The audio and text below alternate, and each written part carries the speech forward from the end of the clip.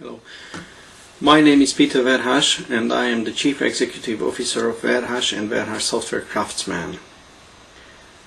This demo video is about an application that we crafted, and this is named ISOAPui 8583.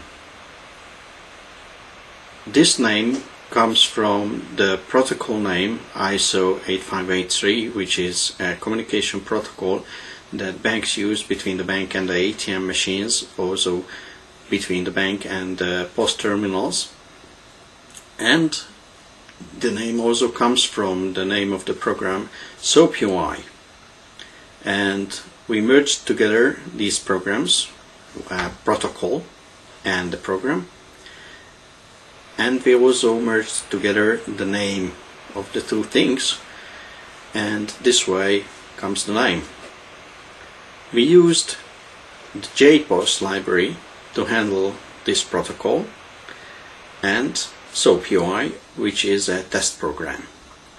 And this way we got an application that can be used very effectively to test applications that use this protocol, and it's also there is no need to program to run some tests, because SOAPui is a very easy to use graphical tool. So let's see how the things are built up. Okay, here we go with the screen capture tool, and I can show you that I have started already SOAPui. And to start SOAPui, if you are familiar with SOAPui, then you can see that this graphical interface is for SOAPui 2.0.3, and that we also use the professional version. And there is a test case, workspace, a test suite, and a project, a test suite, and we have two test cases. One is a server and one is a client test. For the sake of simplicity in this demo, I will use SOAPui for both client and the server. In the real life, you obviously will try to use SOAPui and our application either as a server if you want to test your own program which acts as a client, or you will use SOAPui and the libraries to play the role of the client if your program that you are going to test acts as a server. To use this test tool, you need to set up SOAPui, which is very easy on Windows, and nevertheless it's not more difficult under Linux. In addition to that, you have to copy the jar files that you can download free of charge from our site to a directory, and you have to add to the class path before you start SOAPui. So here is actually under Windows a batch file that I used to start SOAPui. This simply starts setting Java home, then setting the usual class path, so it lists all the jar files that are needed to run SOAPui. But after that, here you can see that I collected all the jar files which are needed to run ISOAPui into a directory which we call JPOSlib, and I also added all these jar files into the class path. With this modification, if you start SOAPui, you can use the tool to test ISO 8583 protocols. Okay, so I don't need this batch file anymore to show you, so I close it. And Here you can see a server. If I come here and open the other instance of SOAPui, then you can see that here is also a client. So, to act as a client, you need to define first of all a channel.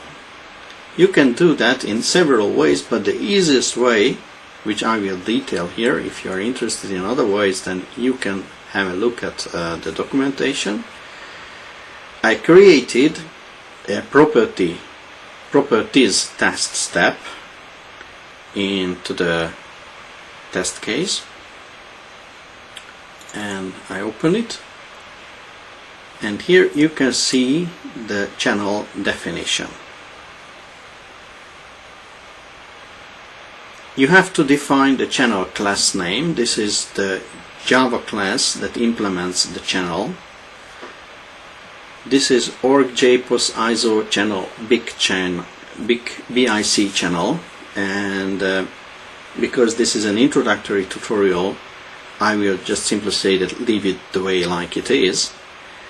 But if you dig into the code and you want to have a different kind of channel that acts a little bit different, and you code something yourself in Java to extend our testing tool, so if you really know what you are doing, then you may change this configuration parameter. The same holds for header class name, which is org.jpos ISO header BIC ISO header. The name of the channel is an arbitrary name that you can use. We call this external test server, but whatever you want you can use. Here is the host that this client will connect to. This is in this case the local host, because we have the server and the client running on the same machine. The TCP/IP port number, which is 8081, and in our case we have to be careful to have the same port number on the server and on the client, otherwise they just will not find each other. Then here is the packager, which is an XML file name, and here you have to specify the full path to this XML file. You cannot see the end, but never mind, I will open it for you immediately and we will have a look at this XML file. And timeout value in milliseconds, and the type of the channel, which in this case, because this is a client channel, this is client. If I switch to the other instance where I have the server channel, it's already opened here, then I will see the same things except that the name is different. The host is localhost, but it doesn't matter, it could be just anything, because this is a server, and the current implementation of the server just listens on all interfaces of the test server. The port, which is the same, the packager, which is obviously the same, message exchange timeout in milliseconds is also the same. It could be different, but it doesn't make any harm. It actually says that when I start a server, then it will wait 10 seconds, so 10,000 milliseconds, until it says that it was timed out. And the channel type, which is in this case a server. So, what's the meaning of server and client? The ISO 8583 protocol is a TCP/IP protocol, and it assumes that there is a single TCP channel built up between the client and the server. The server starts to listen on the port in this, which is configured, and in this case it's 8081, and the client connects to that port, and when this TCP channel, this connection is done and the TCP channel is built up, then they communicate via this channel. If I specify here client, then this also called channel, whatever, will try to connect to localhost and to this port, or whatever host is specified in the host parameter. If it's written here server, in that case it will start to listen and wait for connection on this port, which is 8081 in our case. When they are connected, they start to communicate with each other. Usually the client is the one that sends a package to the server, and then the server answers to that package. But generally it could be just the other way around. In this protocol specification there is no rule who starts the communication, who sends an initial package, and who answers it. But generally communication goes that way, that there is a package sent out and there is an answer for that. But there can be several packages sent out asynchronously even before there is any answer. The JPOS library fortunately handles all this, and it's very easy to just set up some test cases using this library and with the glue using SOAPui.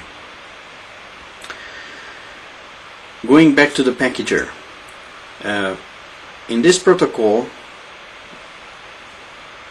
there are fields, and fields are pegged together one after the other, and this XML file actually defines the different fields, and it's very easy. If you are familiar with the standard, then you can see the names, which should be familiar with it, familiar for you.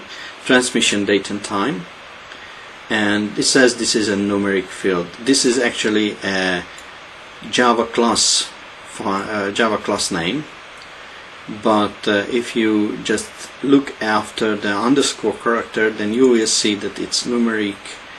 Then there are other things like let's go down, LL num, LL car, or things like that, which say that in 2 character it's the length is encoded and then a numeric value comes. Then in 3 character the length is encoded and then characters come and things like that. These are all defined in the standard, and it's very easy to modify in case your application or your bank you are developing application for uses a different packaging. Okay, I'll close this one as well. So let's have a look at the client now. Test is very easy to set up. We have a channel definition. Actually, many tests can share the same channel definition, but for the sake of simplicity, I put the client channel definition here inside this test case. There is, in any test case for this type of tests, an property step, which we name here input, then a Groovy script and an output. Don't get frightened by the Groovy script, you need not program, but currently SOAPui doesn't have direct support to call our ISO classes. Therefore we need a one-line Groovy script that you can copy verbatim. I show you this. This says that new JPOS API log content test runner dot run input output, and that it's so simple. I close it because that's all we need to copy it and need not understand what it is. Okay, so input says, here it is, what we have to input into the test. This is actually what we send to the server in case we are a client. We want to send the header value. The MTI is a login MTI. If you are familiar with the protocol, you may notice it. And then we will send the fields 11, 41 and 70 for the login. And there are some macro possibilities, so you need not write here the values literally, but you can use some macros that are interpreted our glue software. And we also name here use channel, so here we define the channel definition. This is actually the name of the test step here that defines the channel. If I start login test client, then it will wait 10 seconds as it's defined in the client channel definition, and then it will get into timeout, and it says that yes, it's timeout. It's a start time, finish time, and all of the things are empty. We will see it soon when it comes and finds a server as well. Okay, let's see the server. Here we also have very similar steps. I don't need the server channel definition anymore, so I close it. The input is actually the input that we send back to the client. So this is the input for the test. Here we have the header, the MTI that we will answer. Here we have again the same fields in the answer as it comes from the client, but the values are a little bit different, because here this macro says that whatever came in the field 11, we will have to send it back in this field, in field 11 obviously. We use the server channel definition in this case, and here we have a field which says MTI and a question mark, which says that we are waiting for messages only that bear MTI 0800, and all other messages may go to other test steps that are running in the SOAPui. This test case only wants to get messages that has this MTI value. Then execute login is just the same as we have already seen in the other test case, but in case you don't believe me, here it is. And if I run this alone, then it starts and finishes because nobody is connecting to it. And wait, oh, no, it didn't start. It should start. Okay. Later I may tell you that actually beforehand I was starting the client, and the package that was sent by the client was still waiting here, and the server, when I started the server, the application said that, hey, here is a package already waiting for being processed, so it immediately returned. But now that I started it again, there is no package waiting, so it was waiting 10 seconds for the package, and then I see the output, which actually contains the values that were sent by the client, and these are actually the output of the test. And it says that the timeout is true, and you obviously can see here that it was waiting 10 seconds. So the started and finished time is the same with 10 seconds difference. And now let's see a real test. When we start the server, then I switch over within 10 seconds, so I have to be very careful and very fast to the client. Start the client, and then we will see the results. So let's start the server, switch over to the client. Oops, yes, it's executed, and then yes, it's finished, and we can see, let's see. Okay, here it says that the timeout is false. It took me actually 4 seconds to start the client after the server was started, so I was very quick. And here is the header that was sent by the client, the MTI. It's obvious because we just do not accept other MTIs. the transaction authorization number and other fields. On the other side of the channel, let's see the output is the answer. I started it, the server was already running, it's not timed out, so it immediately, within 1 second, so in shorter time than 1000 milliseconds, it finished. The header that was sent by the server is here. Here is the MTI that it answered. It sent me back the same transaction authorization number, then the field 41 and the field 70. So as you can see, it's that easy to run a test case and to test an application.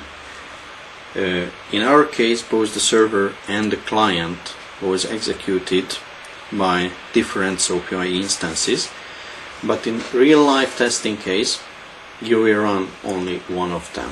So I hope that this tutorial has showed you that it's very easy to use this tool to test applications that use this protocol, and I wish you happy testing. Thank you.